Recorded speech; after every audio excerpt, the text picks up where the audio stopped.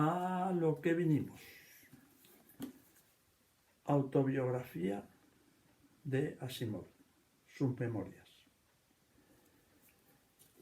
Asimov escribió, creo que dos memorias, anteriormente a esto, dos memorias suyas, o dos autobiografías, o dos libros autobiográficos, y lo que vino es a completar, ¿no? A completar y acabarlo ya sus memorias definitivamente, ya darlas cuerpo. Este libro es lo que hace, las acaba él ya cuando sabía que estaba enfermo y que su vida, en fin, no tenía salvación, estaba en el final de su vida. Isaac Asimov nace en Rusia y a los 3 años, porque es hijo de migrantes rusos, a los 3 años, 2 o 3 años, su familia emigra a Estados Unidos y él se considera a todos los efectos norteamericano. Lo cuenta aquí que él no tiene nada que ver con Rusia, no habla el ruso, no lo entendía y deja claro que él pertenece a la cultura norteamericana, se considera norteamericano y es absolutamente o 100% norteamericano. La pregunta que se hace él y que también va dando respuesta es si era un genio. Nos preguntamos, ¿era un niño prodigio? Bueno, aprendió a leer solo, pero luego después en los estudios que fue haciendo un poquito más de mayor no fue tampoco un estudiante excesivamente brillante. Y en cuanto a si era o no un genio, pues bueno, él se hace esa pregunta, yo creo irónicamente, y la va dando respuesta. La conclusión que yo saco es que lo que sí le pasaba es que tenía una serie de virtudes, que era una persona con una gran curiosidad y además un sujeto ávido de conocimientos y con una voluntad férrea por querer aprender, ¿no? Además a eso hay que unirle que tenía una gran memoria, que eso le ayudaba mucho, y una facilidad para escribir.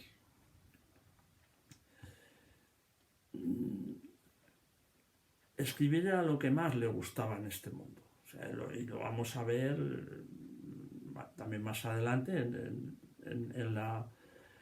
a lo largo de todo el libro. Lo vamos viendo que escribir para él era importantísimo, era lo que más le gustaba, era donde se refugiaba, lo que más horas dedicaba, y bueno, y a leer, claro, y a adquirir conocimientos. Sin embargo, él no se consideraba un gran escritor, en absoluto. Él sabe que tiene carencias, pero también es verdad, y limitaciones. Y él supo, pues, ser él, no querer ser lo que no se es, ¿no? Y, sin embargo, también tenía virtudes su escritura, y es lo que aprovechó, ¿no? También tenía una serie de valores que él sabía explotar, y es que tenía una gran capacidad de comunicación, y además escribía de forma amena, ¿no? y entretenida, y eso él lo sabía y lo supo explotar, y tenía esa facilidad de inventar, de poder elaborar argumentos y poderlos saber llevar al texto, y que esto pues fuera ameno. Eso él lo sabía y eso lo explota. Cuando digo que él no pretendía ser lo que no era, que en el estilo y tal, pues eso también es una virtud, ¿no? Es una de sus grandes virtudes de su literatura, porque claro, Asimov, que no lo he dicho antes, pero todos sabemos, cuando decimos el nombre Asimov, es que a nadie inmediatamente lo asociamos con ciencia ficción. Inclusive su nombre, es que, bueno, o derivados de su nombre, es que se lo han puesto incluso a algún robot por ahí, se llama el Asimo, el robot etcétera. Es el escritor más conocido y más famoso de la ciencia ficción. Y no sé si será el más leído, pero desde luego el más conocido, desde luego. Era un gran lector, ya lo hemos dicho antes. Era un grandísimo lector. y él se considera, de hecho, es así, un ratón de biblioteca. Pasaba muchísimas horas leyendo y aprendiendo por ese afán de conocimiento que tenía. Se inicia, claro, la lectura de la ciencia ficción, la inicia en las revistas estas de Pool, que se llamaban. Ahí es donde se inicia. El padre de Asimov consideraba que esta era literatura basura, que el 90 y tantos por ciento de esa literatura era basura. Y él lo dice, o sea, es que yo también consideraba que el 90 y tantos por ciento de esta literatura era basura, pero bueno, a él le gustaba y disfrutaba de ello. Y es donde además se va a empezar a dar a conocer, porque él empieza a publicar relatos en estas revistas, empieza a publicar relatos y luego más adelante, sobre todo en los años 30, digamos que empieza la época dorada de la ciencia ficción y de muchas de estas revistas, los años 30, y donde publicaban casi todos los grandes, ¿no? Pues es que todos los grandes que hoy suenan de nombres han empezado publicando en estas revistas. Y ahí es su entrada dentro del mundo editorial. Luego va a pasar ya a publicar sus libros. Estudios, pues estudió bioquímica en la Universidad de Columbia. Ahí acabó la carrera, hizo el doctorado en química y se colocó como profesor de la Facultad de Bioquímica, claro, en la Facultad de Medicina de la Universidad de Boston. Pero este hombre no era políticamente correcto y yo creo que tampoco le gustaba, saco la sensación, la conclusión de que tampoco es que le gustaba mucho el ambiente universitario. Así que no sé, tuvo ahí unos conflictos, no sé, ya digo, era políticamente incorrecto y bueno, dejó la enseñanza, pero entonces ya estaba empezando a perfilar su carrera como escritor. O sea, no es que dejara la enseñanza, no, ya él tenía claro por dónde iba su carrera, que era como escritor. Y bueno, va a dedicarle a ella, a esta carrera de escritor, como autor de ciencia ficción y como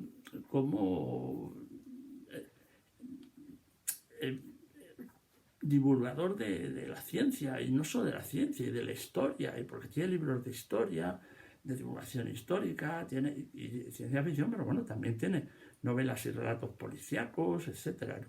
No solo eso, además lo cuenta, hay periodos que no escribió ciencia ficción, que se dedicó más bien a escribir ensayo y dejó la ciencia ficción muy de lado, luego volvía otra vez, en fin, esta historia. En la autobiografía, evidentemente, pues claro, nos va a hablar de su familia, de sus dos matrimonios. Del primer matrimonio, el que se divorcia, la primera mujer está casado 30 años, con quien tiene sus dos hijos, se divorcia, porque el matrimonio fue bien, en las memorias no habla demasiado bien de ese primer matrimonio, esa primera mujer. Luego ya conoce a Janet, es un segundo matrimonio, es un segundo matrimonio de madurez, porque tiene 50 y algo años cuando se casa, aunque la relación la habían empezado antes, pero él hasta que no se divorció de su mujer no quiso en absoluto hacer oficial esa relación y luego ya se casó y en fin. Y es de la que habla siempre agradecido y la compañera que va a tener hasta el fin de sus días.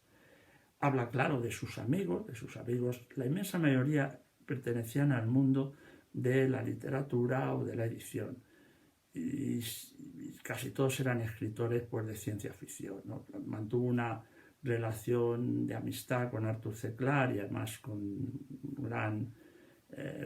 cartas,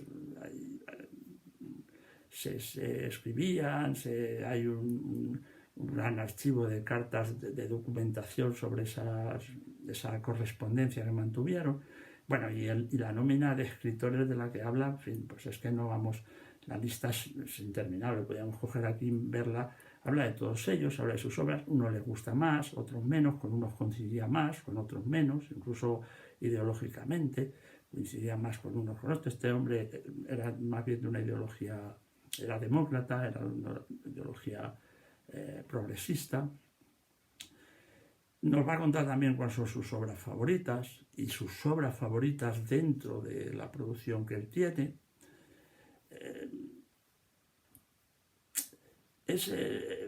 No le gustaba viajar, es muy curioso, no le gustaba viajar, él apenas sale, bueno, de Estados Unidos yo creo que no salió nunca, nunca. Creo recordar, no sé si hay un crucero ahí, pero yo creo que no llegó para algo que tenía que ver con su profesión de escritor, pero de Estados Unidos yo creo que no sale nunca, y cuando tenía que viajar en Estados Unidos solo era por obligaciones, pues por la obligación de su profesión. Bueno, tuvo que hacerlo cuando estuvo en el ejército, por obligación. Me parece que tuvo que ir a Hawái o no sé qué, y luego después, pues por la obligación que que su profesión tenía, por actos, congresos o conferencias o presentación de libros, pero solo y exclusivamente por obligación. Él se dedicaba a escribir.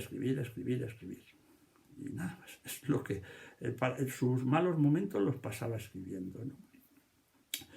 Él es un hombre de racionalista, ¿no? Es un humanista racionalista. Él no cree en nada que no sea demostrable por la ciencia, o que la ciencia pueda demostrar. De hecho, él se considera ateo, inclusive hasta sus últimos días él sigue siendo ateo. Él no cree en los ovnis, ni que lleguen los ovnis, ni nada. Todo lo que la ciencia no pueda demostrar, él no cree. Ahí hay una cosa, cuando hablamos de escribir, que a él le gusta escribir, siempre ha habido este rumor de si usaba negros, ¿no? Es que su obra es inmensa, o sea, publicaciones, no sé, 400, 500, no sé cuánto publicó este hombre, una barbaridad, o por lo menos a nombre de él, que eso es lo que él no elude, en la obra no elude esto.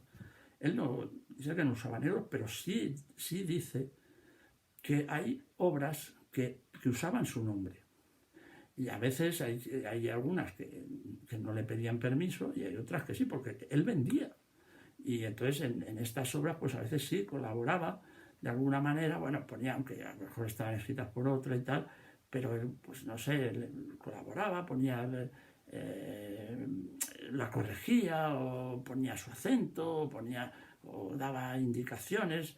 Y lo que pasa es que él esas obras no las considera, esas colaboraciones, que de alguna manera él no las considera como obras suyas, como obras de su canon. Él lo hacía, pero no lo consideraba como obras de su canon. Y yo sí creo que en esto es honesto, que él solo dice que no usó negros, que él todas sus obras lo escribe. Y yo creo que sí, porque era un tipo que es que, ya digo, tenía facilidad para escribir de una forma rápida. Otra cosa es el estilo, pero ya lo hemos hablado antes, pero tenía facilidad.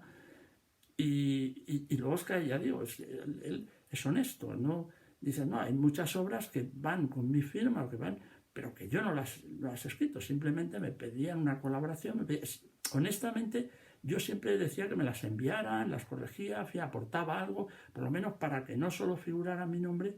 Y luego hay otras que usaban su nombre sin que él lo hubiese autorizado. O sea, simplemente porque poner a Asimov en una revista, poner a Asimov en un artículo, tal, pues este artículo vendía, ¿no? Bueno, como decíamos, era un tipo, pues un humanista racionalista, pero además era un hombre irónico, con sentido del humor, leal con sus amigos, en fin, era todo un personaje, con mucho ego, pero también él justificaba su ego, o sea, no era el típico ego, no, él decía, ¿por qué? En aquello que yo sobresalgo, pues lo digo, y lo que no, pues no lo digo, ¿no? Ya digo, él vive con Janet hasta el final de sus días, conoce la gravedad de su enfermedad, hasta que escribe hasta el último día, hasta el día casi antes de fallecer, y al final del libro Janet escribe una coda emotiva, en la que explica las causas de su muerte, porque él realmente se dice que murió por un fallo renal y cardíaco, pero Janet cuenta que no, que fue de SIDA. Él tuvo un problema cardíaco unos años antes, necesitó una transfusión y en esa transfusión pues le contaminaron el SIDA. Esta sangre estaba contaminada con el virus del SIDA y lo contaminaron. Y lo que pasa es que los médicos, en ese momento había una gran alarma social con el SIDA y hablaron con la familia y decidieron esto ocultarlo. Pasados los años, porque la coda está escrita, pasados los años, que ya estos médicos, alguno incluso había fallecido y tal, la viuda decidió contar la verdad. Así que nada, aquí tenemos la autobiografía de uno de los grandes de la ciencia ficción, que su nombre, pues eso, es sinónimo de ciencia ficción y también de divulgación científica porque era un gran divulgador científico. Isaac Asimov. Hasta otra, amigos.